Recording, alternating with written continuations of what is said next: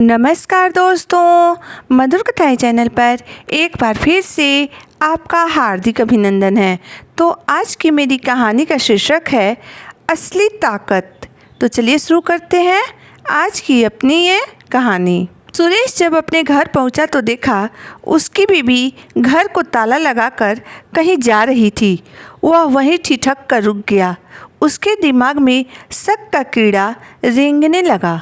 वैसे तो वह स्वभाव से इतना ज़्यादा शक्की नहीं था, मगर उसे बिना बताए उसकी पत्नी कहीं जा रही थी तो वह न चाहते हुए भी शक कर बैठा। उसके दिमाग में शक का कीड़ा ढुक गया। सुरेश एक सेठ की दुकान में काम करता था।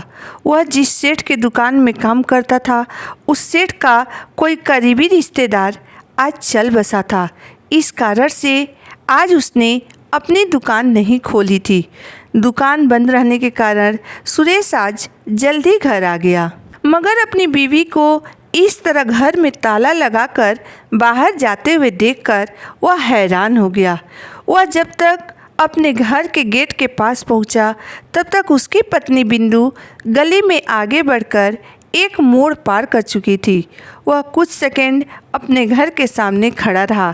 तभी उसकी पड़ोसन किसी काम से बाहर निकली और सुरेश को घर के आगे लगे ताले को घूरते हुए देखकर बोली, सुरेश, बिंदु तो रोज की तरह आज भी बाहर चली गई है। अब तो वह शाम को ही लौटेगी, मगर आज तुम इतनी जल्दी कैसे लौट आए? बिंदु इसी तरह रोज बाहर जाती है। यह सुनकर सुरेश को एक झटका सा लगा। सुरेश अपनी पत्नी के पीछे जाते हुए बोला, आज सेठ ने अपनी दुकान नहीं खोली है काकी, इसलिए मैं आज जल्दी घर आ गया। यह कहते हुए वह जल्दी जल्दी चलते हुए बिंदु के पीछे लग गया। सेठ का काम करते हुए सुरेश को कई महीने हो गए थे। इसके पहले वह एक कंपनी में काम करता था, परंतु कंपनी में घाटे के कारण उसकी नौकरी छूट गई थी। इस कारण वह मजबूरी बस सेठ की 9,000 रुपये महीने की नौकरी कर रहा था। पहले जब वह कंपनी में काम करता था तब वह महीने का 20,000 रुपया कमाता था। कंपनी में वह अच्छे पोस्ट पर काम करता था। सुरेश की एक 10 साल की बेटी और 8 साल का एक बेटा था। दोनों बच्चे प्राइवेट स्कूल में पढ़ रहे थे, मगर कमाई कम होने के कारण अगले साल से वह अपने बच्चों को सरकारी स्कूल में डालने के लिए सोच रहा था। सुरेश थोड़ा तेज चला तो बिंदु उसे सामने दिखाई दी।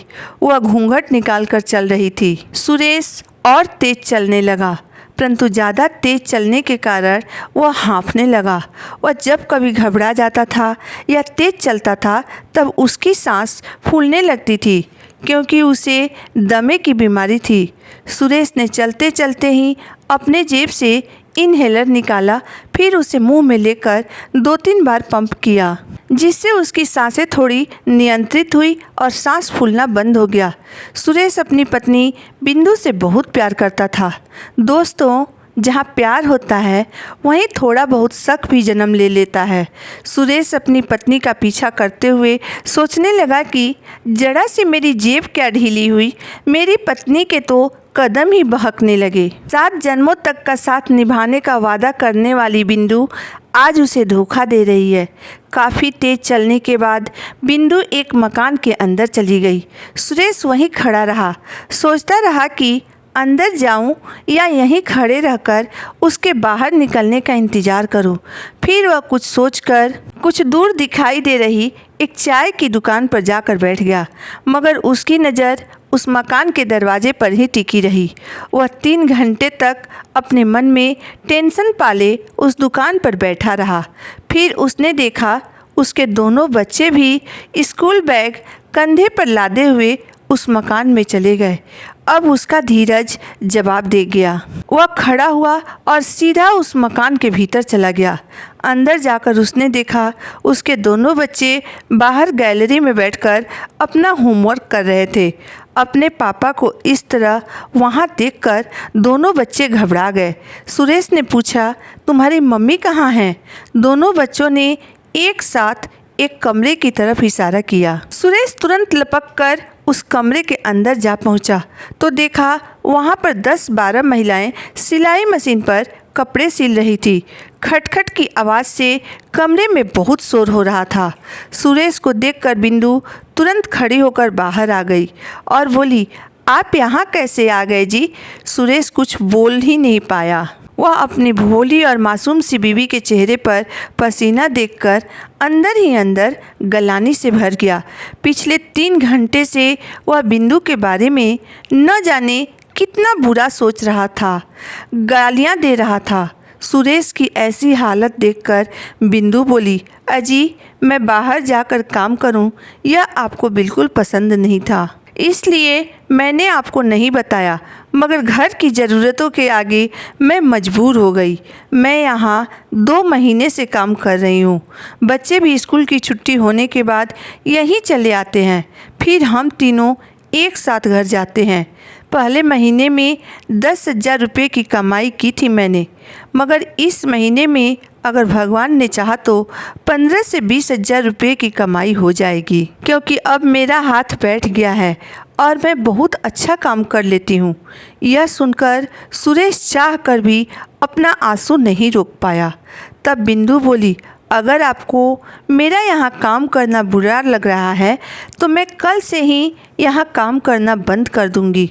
पत्नी की बात सुनकर सुरेश बोला, नहीं, तुम काम करना बंद मत करना, मुझे तुमसे कोई शिकायत नहीं है। आज तुम्हें काम करते हुए देखकर मेरी हिम्मत और बढ़ गई है।